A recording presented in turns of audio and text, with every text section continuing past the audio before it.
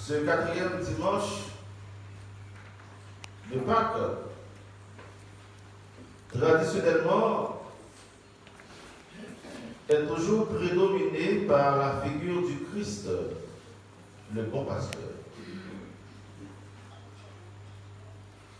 Jésus berger de toute l'humanité.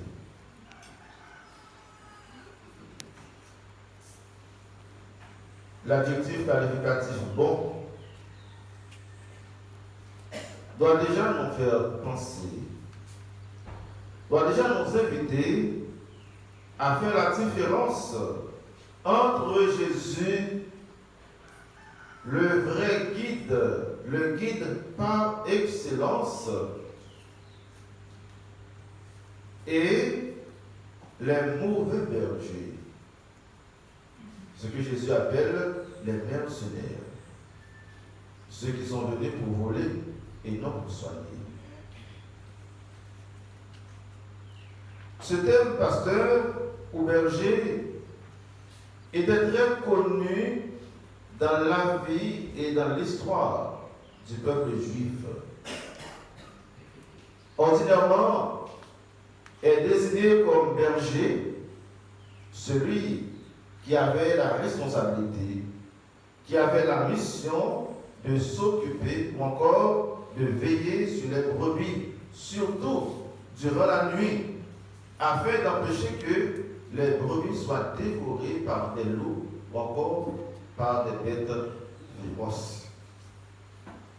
Nous nous souvenons, le soir de la naissance de Jésus, les premiers qui étaient à son chevet, c'était les bergers. Ils étaient de garde. Parfois, il arrive que un même berger assure la garde de plusieurs troupeaux en même temps, afin de permettre aux autres bergers de se reposer durant la nuit. Dans vos boulots, vous connaissez cette réalité de garde. Aujourd'hui, c'est moi qui suis de garde. Il y avait aussi cette réalité parmi les bergers. Mais au lever du soleil, pour récupérer les brebis, chaque berger séparément procède à l'appel. Comme chez vous, vous avez des chats, des chiens, et ils ont un nom, pas vrai? Et quand tu appelles, bien le chat vient, ou bien le chien vient. Eh bien, les brebis aussi avaient un nom. Je ne sais pas comment vous appelez vos petits chats ou petits chiens.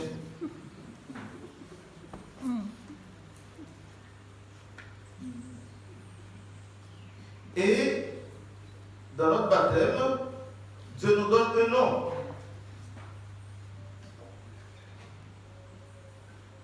Durant toute notre vie, à chaque fois que Dieu va nous appeler, il va nous appeler par notre nom. Moïse, Samuel.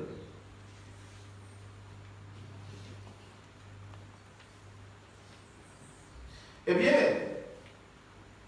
pour pouvoir identifier les brebis, eh bien, on fait l'appel. Et les brebis, connaissant la voix de leur maître, regagnent leur troupeau respectif.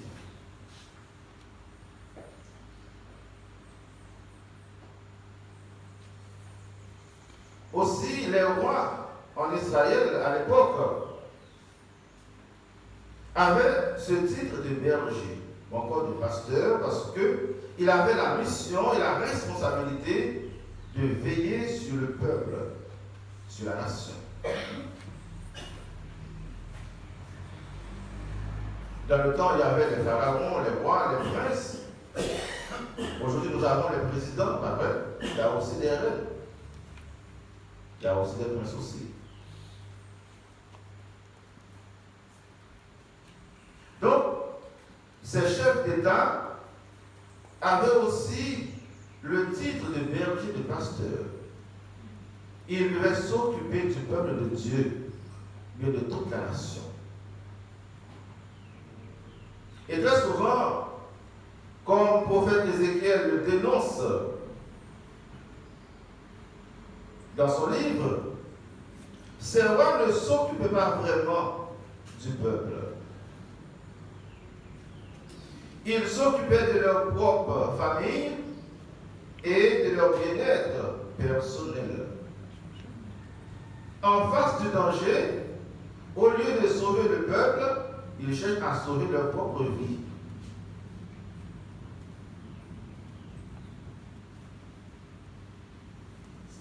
La dernière fois, j'ai vu un avion qu'on a montré en cas d'une guerre nucléaire où le président russe est déjà,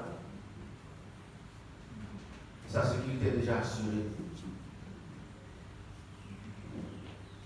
Il a déjà son avion pour le protéger en cas d'une guerre nucléaire.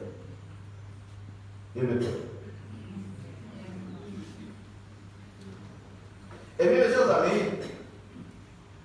Saint Jean, l'évangéliste, utilise cette même image de berger, de pasteur, pour nous aider à comprendre le rôle et la mission de Jésus au milieu du peuple de Dieu.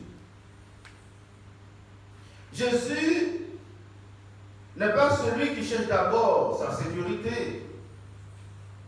Jésus est celui qui donne, qui offre sa vie, non seulement pour défendre la vie des brebis que nous sommes, mais aussi pour nous donner la vie éternelle. C'est pourquoi on l'appelle le bon berger, le bon pasteur.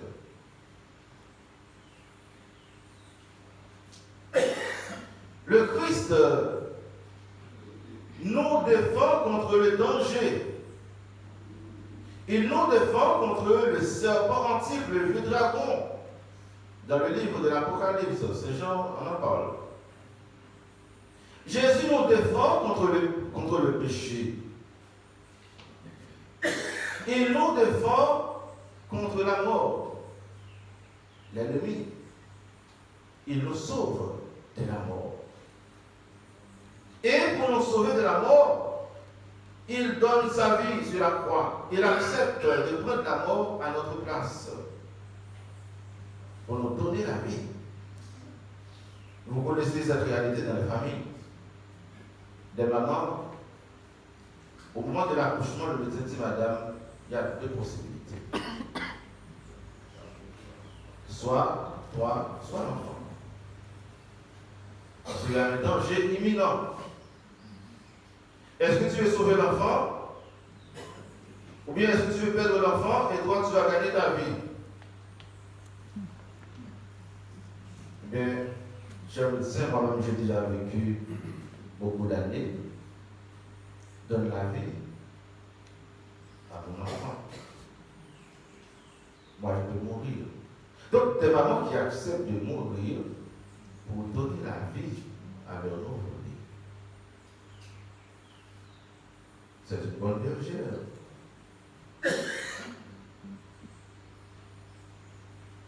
Cela peut nous aider à comprendre le mystère du Christ comme bon berger, comme bon pasteur.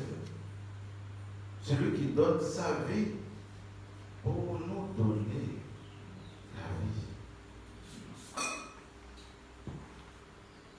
Par sa mort et sa résurrection, Jésus forme un nouveau peuple pour Dieu son Père, le peuple de la nouvelle alliance.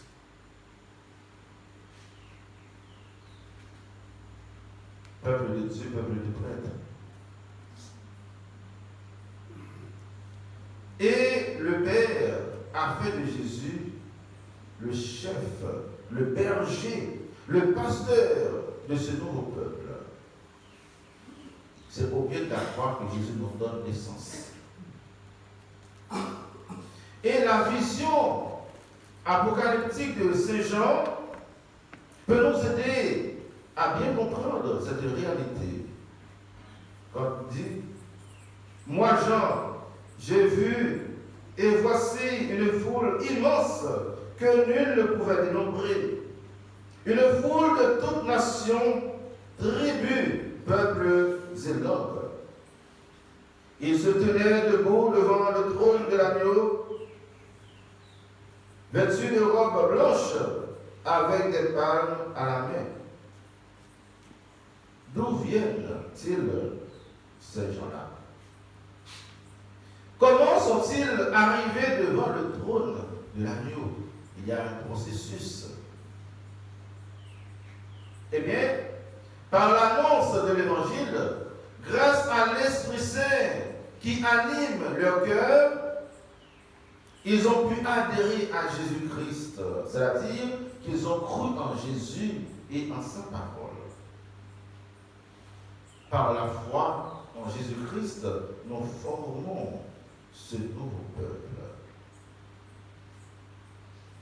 Par la foi au Christ, frères et sœurs bien-aimés, ceux et celles qui sont devenus les brebis du Seigneur sont capables de détecter et d'identifier sa voix.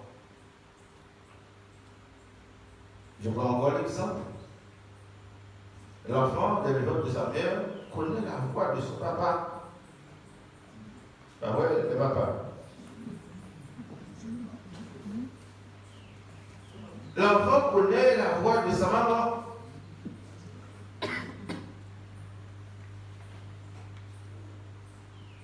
Eh bien, nous aussi, nous sommes invités à découvrir, à connaître la voix de Dieu notre Père.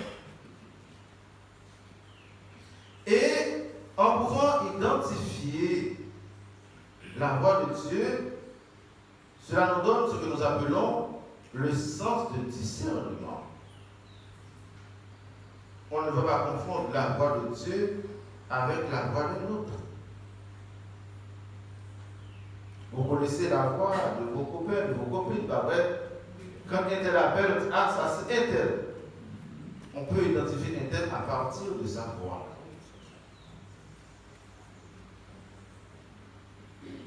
Et ce sens de discernement nous permet de faire la différence entre la voix du démon et celle du Seigneur. Le chrétien, la chrétienne, c'est celui, c'est celle qui sait identifier la voix de Dieu, la voix de la vérité. Mes brebis, dit le Seigneur, écoute ma voix, moi je les connais et elles me suivent. Dans cette phrase, il y a deux verbes qui nous concernent directement. Le verbe écouter et le verbe suivre. Et déjà dans le verbe écouter, il y a aussi le verbe obéir. Quand nous allons dans l'origine du verbe, nous allons trouver ces deux sens. Cela dit, on écoute Jésus à travers sa parole et en l'écoutant, il faut aussi obéir à ses commandements.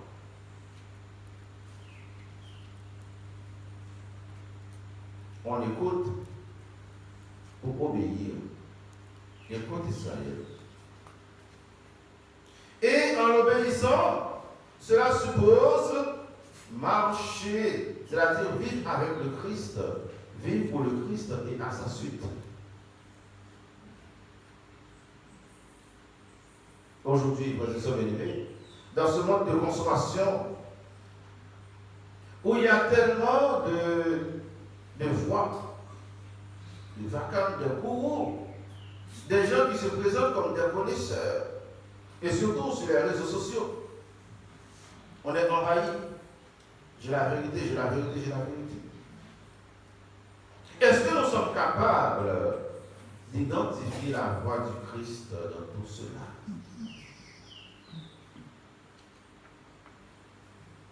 Est-ce que nous avons ce discernement pour dire non, cette voix-là n'est pas la voix de Dieu?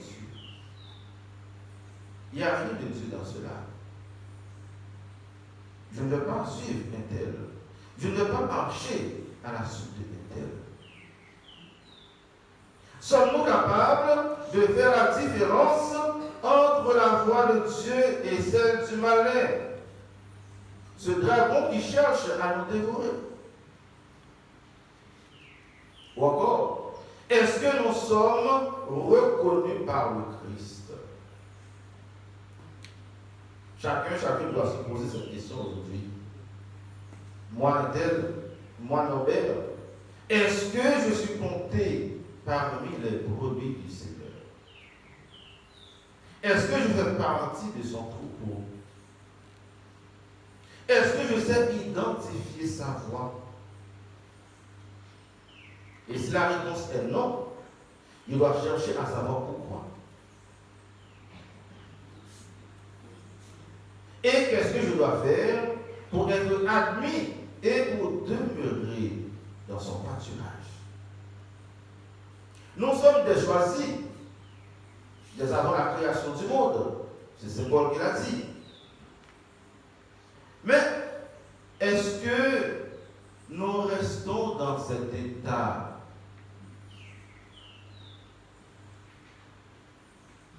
Est-ce que nous restons dans ce pâturage? Est-ce que nous ne cherchons pas à suivre d'autres petits bergers, d'autres petits pasteurs? C'est très important. Dans la vie de nos familles, dans la vie de nos couples. Peut-être je ne peux pas en parler, mais on pourrait introduire cette réalité dans nos couples, dans nos familles. Est-ce que les enfants écoutent la voix, les conseils de leurs parents? Est-ce que les parents écoutent leurs enfants? Est-ce que l'époux écoute la voix de son épouse? Est-ce que l'épouse écoute la voix de son époux? Est-ce que le compagnon écoute la voix de sa compagne? Est-ce que la compagne écoute la voix de son compagnon? Est-ce que nous nous écoutons? C'est pourquoi j'aime bien les équipes Notre-Dame. Il y a cette pratique. Eh bien, le couple doit prendre du temps pour lui-même. L'époux et l'épouse, ils doivent prendre du temps pour s'écouter. Les enfants, mettez-vous à côté maintenant, c'est notre temps à nous. Nous avons nous qui est là, Florence et André. Ils font partie de l'équipe de Notre-Dame. Donc, nous devons, entre nous, dans les familles, chercher à créer ce temps pour nous écouter. Avec les enfants, nous devons prendre du temps, comme maman, comme papa, il faut prendre du temps pour écouter ton enfant. Il faut sacrifier du temps, il faut donner du temps aux enfants. Parce que nous avons la mission de berger, de diriger, de gouverner les enfants de la famille. Avant qu'il soit trop tard, il faut s'asseoir avec les enfants pour les écouter. Beaucoup de nos jeunes, de nos enfants sont déviés, c'est parce que les parents sont absents. Les parents ne prennent pas du temps pour dialoguer, pour converser avec leurs enfants. Et il y a d'autres pasteurs, d'autres bergers qui sont là. Ah, mais si maman n'est pas là, moi je suis là. Je peux t'écouter. Maman n'est pas là, moi je suis là.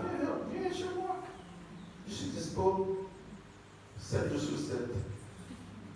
Et c'est comme ça que vous perdez vos enfants.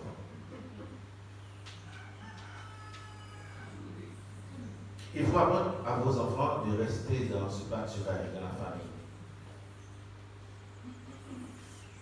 C'est vrai, il y a le boulot, mais après le boulot, il faut donner du temps aux enfants. Et l'Église, mes chers amis, dans le siège du Christ, nous propose un moyen d'admission dans le pâturage, pour être admis dans le pâturage du Christ. Et ce moyen par excellence, c'est d'abord la prière. la méditation et la lecture quotidienne de la parole de Dieu. Il faut manger la parole. Si nous sommes dans ce pâturage, nous devons nous nourrir de la parole de Dieu. Nous devons nous nourrir du corps et du sang du Christ. Ce pâturage, qu'est-ce qu'il y a comme à manger, à boire? C'est la parole de Dieu. C'est le corps du Christ. Est-ce que comme chrétien, je suis intéressé à la parole de Dieu? Est-ce que je suis intéressé à recevoir le corps du Christ?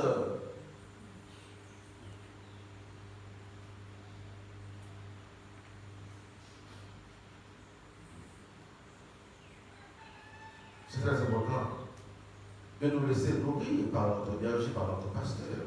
Et qu'est-ce qu'il nous donne? Il a dit, c'est ma chair, c'est mon sang que je vous donne. C'est ma parole. Dans la prière, dans le silence, nous pouvons découvrir et identifier la voix du Seigneur. Parce que Dieu parle de l'intérieur. Et aussi, par l'accompagnement spirituel, nous pouvons apprendre à reconnaître et à identifier la voix du Seigneur par rapport aux autres voix.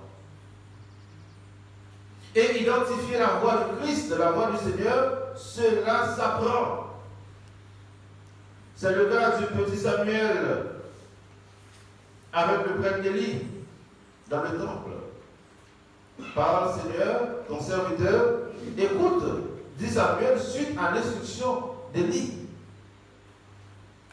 Samuel entend la voix, mais il ne connaît pas de qui, de quoi il s'agit. Il fallait aller auprès du prêtre Élie qui avait une certaine expérience dans la vie spirituelle pour pouvoir aider l'enfant à découvrir que c'est Dieu qui est en train de t'appeler. En fait, Samuel avait besoin de l'expérience d'Élie et de son accompagnement afin de pouvoir identifier et reconnaître la voix du Seigneur. Et en écoutant la voix du Seigneur, Samuel a consacré sa vie au service de Dieu.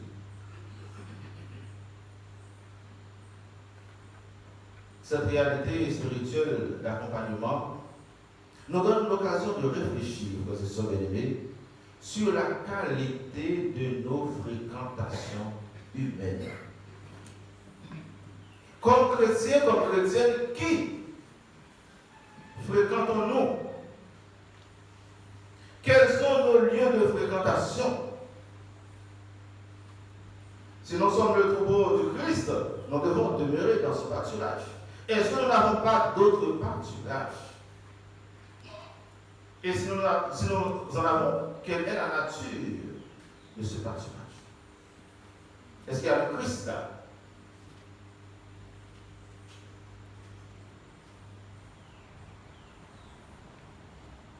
Qui fréquentons-nous? Qui nous accompagne?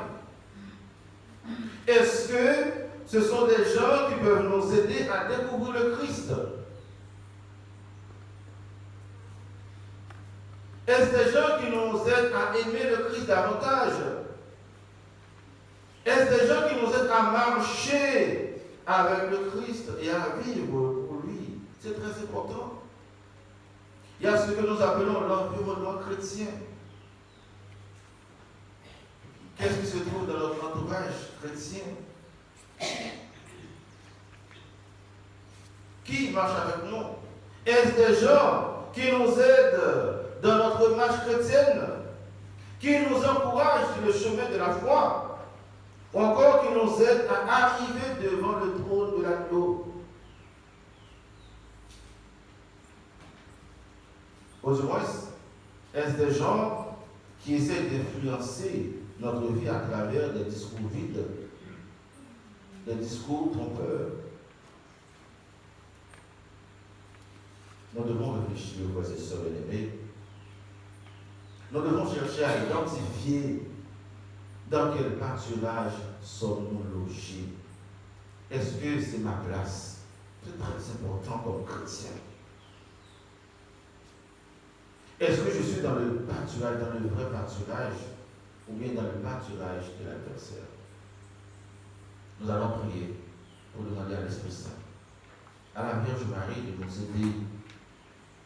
En ce mois dédié à Marie, nous allons lui demander de nous aider. Elle qui connaissait la voix de Dieu, elle qui savait identifier la voix du Seigneur, qu'elle nous aide vraiment, nous aussi, à pouvoir identifier la voix de notre Dieu. Écoute la voix du